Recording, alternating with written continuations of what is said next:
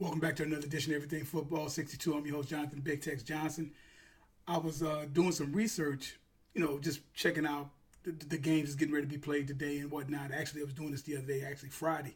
And then I ran across some similarities, and I've been kind of holding off on it because I've been wanting to say something about it ever since about I don't know, about the 10th week of the season. But I said, I'm going to just hold off until the season completely finishes up. And so that what I'm talking about that has something to do with it, or that those similarities are almost eerie, and that is the similarities of Dan Marino's 1984 season to that of Patrick Mahomes' 2018 season. It's almost haunting on how both of these guys in their second year basically took the league by storm. I'm almost quite sure that Pat Mahomes should finish and probably end up being the NFL's MVP. I don't know if he'll get the Offensive Player of the Year. They might try to slide that one to Breeze, maybe, or he might get them both. But I honestly think that they get the NFL MVP. But at the same time, the similarities between him and that of Dan Marino second year is eerie. Even though Dan Marino started, I think, 9 games his rookie year and ended up going to a Pro Bowl. Had a very good nine game run. Went 7-2 actually. Then you knew what he did the 84 season. The 84 season, 564 attempts to 362 completions, 5,084 yards, 48 touchdown records that set for a long period of time, over 20 plus, almost 30, close to 30 years that those records set, long period of time. He did that at a time when running the ball was still the thing to do. They were first in points with 513. They were averaging 32 points a game. Their defense gave up would give up 298. Again, that was seventh in the league that year, which was 18 points a game.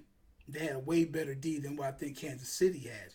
Mahomes, 383 completions to 580 attempts, 66%.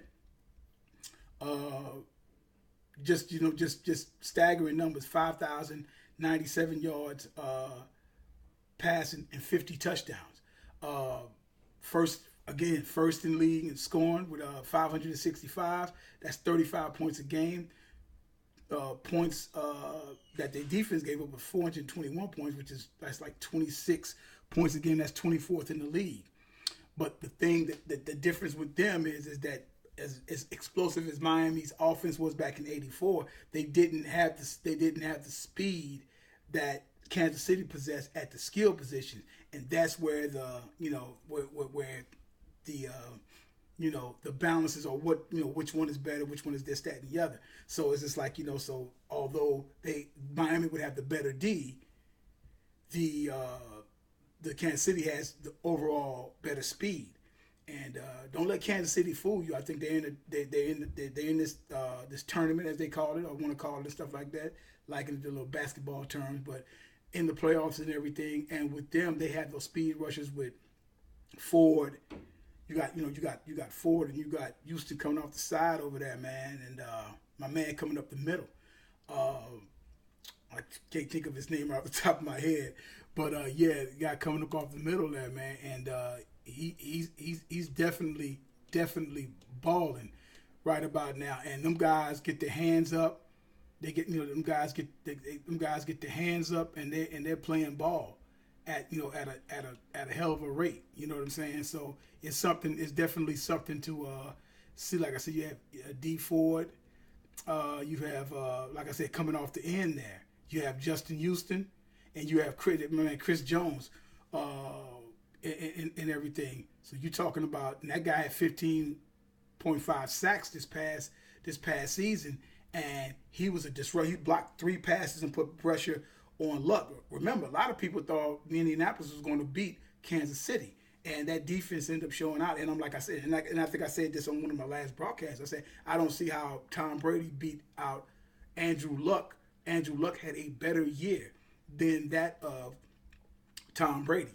and they stifled them. I thought the game. I picked Kansas City, but I thought it was kind of going to be a shootout, and they weren't going to have anything for Luck, and they shut Luck down. But I just think those similarities between the two players, Marino's year of '84 and Pat Mahomes' year of 2018, both of them were 23 years old. The more eerie part about it, both of them were born except they're like 2 days apart of being born, even though it's 34, 35-year difference. But Mahomes was born September 17, Marino born September 15. Like I said, both of them were 23 years old going to their second year, and everything, as well as that of Mahomes had a 12-4 record.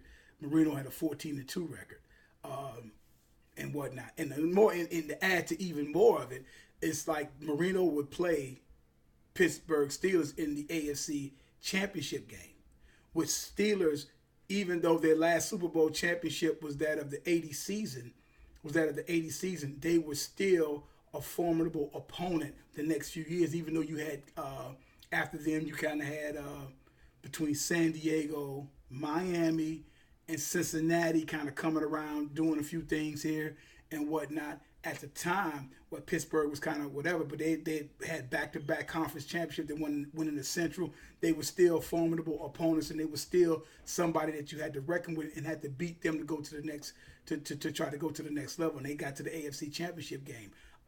Same thing with the Patriots are coming off, going to their second or third, going to for the Super Bowl last year, the year before that, and everything. So it's like the Pats are still there. That Steelers team was starting to age. Some of them guys are starting to leave and whatnot, be on the team anymore. But it was still a few guys there. You have Brady, who some say he's on his last leg or whatever, this, that, and the other. So it's similarities, and I think of what's going on with that particular with them. So I find it eerily similar. And also, to the point of, just say Mahomes do win. I still got the NFC basically winning, because I just think NFC right at this particular point in the last few years have had the better players. Has had the better players and whatnot. That's just my take on it and everything. And I feel even if Mahomes does get to a Super Bowl, whoever comes out of the other thing, I just think that they'll have a little more. Not be wrong, but that's just my take on it. Just think NFC just has at this particular point the better players, especially when it comes to on defense. Just my take on that. But yeah, them guys it's really similar. And like I say, in this particular show is for NFL nerd heads or whatever like that, historical guys like myself who like to go back and check out things. But I think that is real eerie on how both of these guys are similar. Like I said, and I peeped it out like around the 10th season and whatnot. Around, I say 10th season, the 10th week of the season. Man, this guy's he's almost Marino-esque, like nobody had seen Marino how the ball was being thrown, his arm strength and what he was doing, and everybody's tripping out on how Mahomes is throwing the ball and all the stuff that he's doing. So it's something to definitely see, and you were just witnessing something new. And with Marino, it was even more crazy because he just shattered the record that was held by Y.A. Tittle. It was 36, and that was back in 61 or 62, something like that, where he threw 36 touchdowns, and Marino just completely obliterated that. You know what I'm saying? When you're looking at it from that, not just barely got it, he obliterated it. And Marino is still basically one of the, I mean, you look at some of the guys that have thrown certain amount where it's been, I know Manning did it twice with 50, 40, 50, and 55. I think Brady did 50, and so this kid's doing 50, so. And Marino is still right around in the top 4 or 5 after all these years, and especially based upon how many times they throw the ball nowadays. So yeah, so it's definitely it's something. And this kid is he's taking the league by storm with the way he can just throw the ball anywhere, basically make any throw. But the difference is that he's a lot more athletic than what Marino is. This kid, if he wanted to be, I mean, I watched the kid play up, and I saw different highlights of him. Kind of followed him in high school, went to White House, and he could run the ball if he had to. He'd throw for like 3,000 or 4,000 yards and have 900, close to 1,000 yards rushing. So you could tell he has but he wants to. He's just doing that to buy time to get the ball to the receivers, and they got plenty of speed on that team. So it's going to be something to see for that. But yeah, I just thought the similarities was eerily similar, and it was just something to share with you guys and whatnot. I just thought, I thought it was pretty cool though, because they just kind of reminded me of like the same type of player, the same type of arm, and somebody who just basically taken the league by storm, and a lot of people are oohing on about it and stuff like that. So, guys, check me out. I might be back to throw some comments, to do some shows and stuff here and there today. Just waiting for the games to come on. Y'all check me out, Everything Football 62 here on the YouTube page. Subscribe, like. Might be doing a few more other changes probably coming up. Hopefully, on the channel, some things I might be getting ready to do a little giveaway here and there. But we're working on a giveaway on certain merchandise that I'm gonna have coming out. And you guys check me out. Check me out on Twitter, Everything Football 62, or either on Tuckman 62, and subscribe to that page as well. But you guys got any questions or whatever? Leave in the comment box. Email everythingfootball62@gmail.com. You guys have a good one. We talk with you later. And like I said, there is no GOAT or greatest of all time as long as time is still existing. All right. Thank you.